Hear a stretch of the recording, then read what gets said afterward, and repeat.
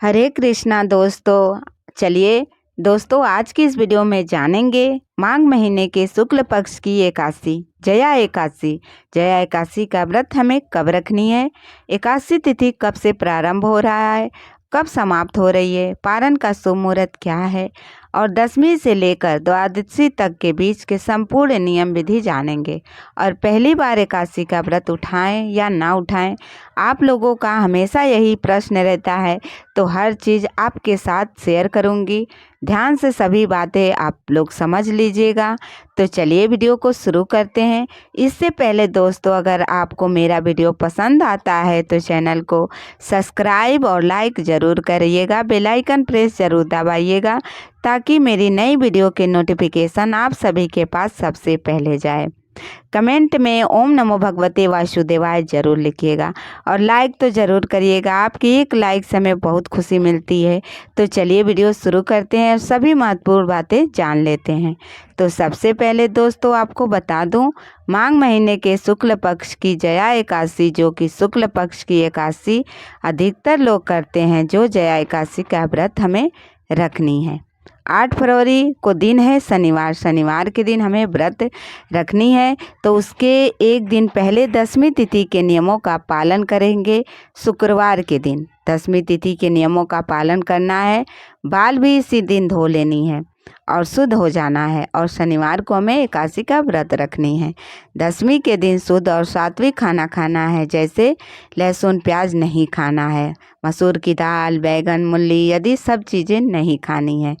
एकादशी व्रत रखने से पहले ये सब नहीं खाते हैं, क्योंकि दशमी से ही एकादशी व्रत के नियम शुरू हो जाते हैं।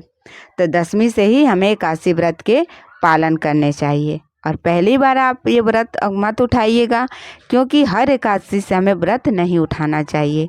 कब से उठाना है, तो देव उठनी एकादशी से, या उत्पन्ना एकादशी से, या निर्जला एकादशी से। यही सब एकादशी हैं जब से हमें एकादशी का व्रत उठाना चाहिए।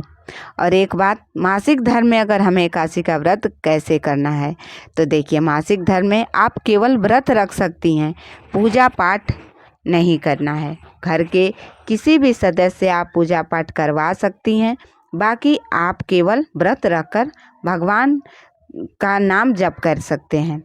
मानसिक रूप से दशमी के दिन चावल सुबह खा सकते हैं, पर रात में चावल मत खाइएगा।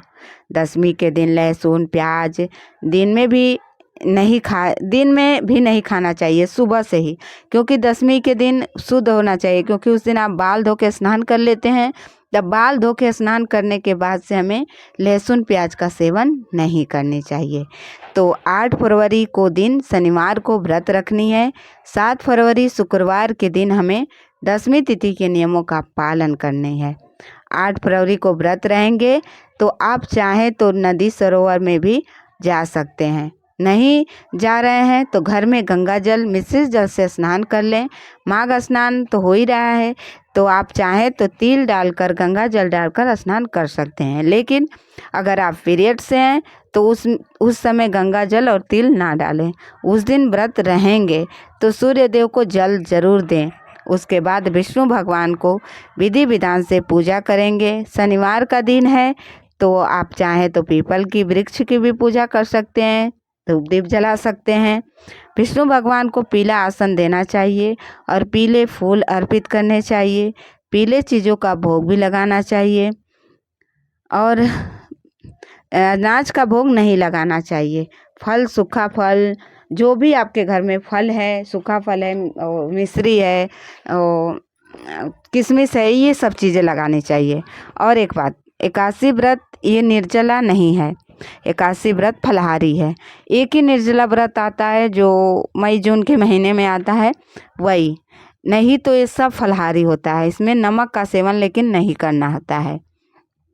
आपको बहुत प्रॉब्लम है, जब मान लीजिए आप शरीर से किसी प्रॉब्लम में हैं, तब आप सेंधा नमक का प्रयोग कर सकते हैं, लेकिन एकादशी व्रत में सेंधा नमक का प्रयोग नहीं करना चाहिए। इसमें मीठा ही कुछ खाना चाहिए, चाहे फल में ही, खाना नहीं खाना चाहिए, मतलब अनाज का सेवन नहीं करना चाहिए।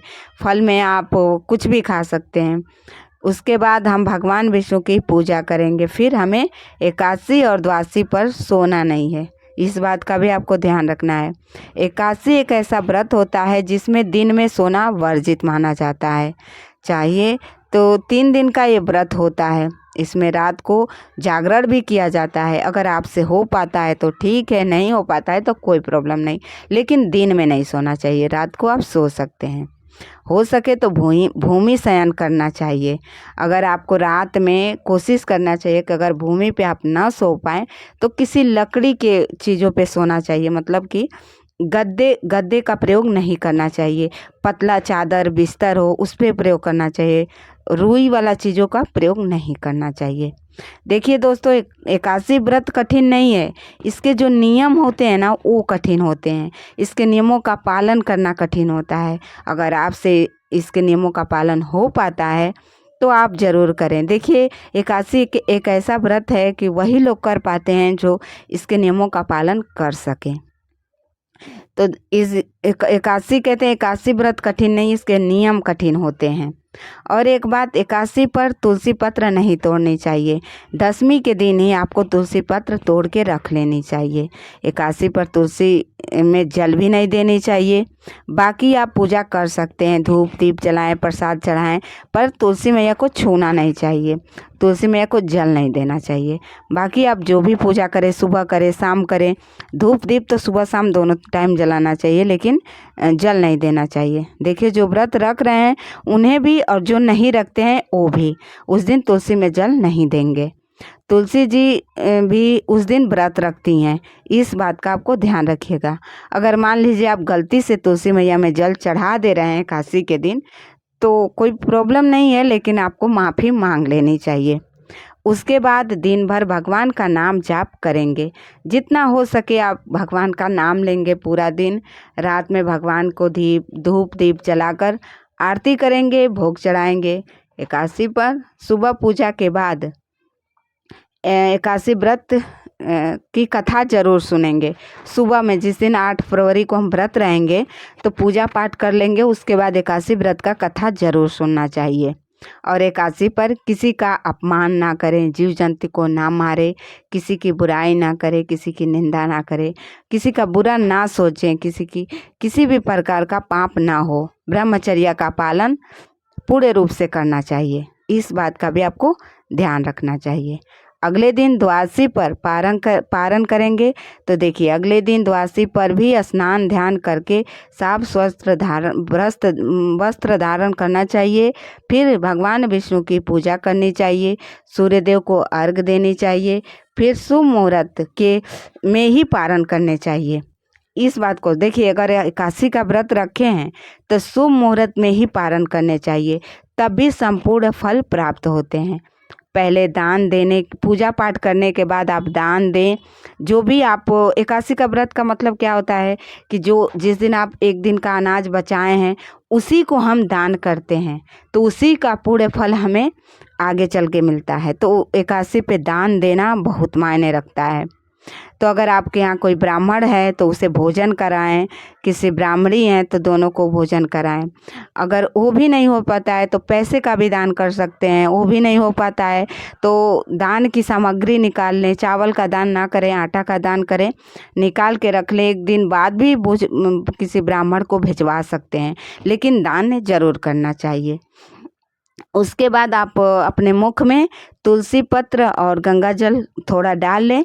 उसके बाद आप शुभ मुहूर्त में ही पारण करें, तभी एकादशी का संपूर्ण फल प्राप्त होता है। तो सबसे पहले अपने मुख में गंगा जल और तुलसी पत्र मुख में डालकर ही पारण करें। इस बात का आपको बहुत ध्यान रखना है। पारण का बहुत महत्व होता है एकादशी व्रत में।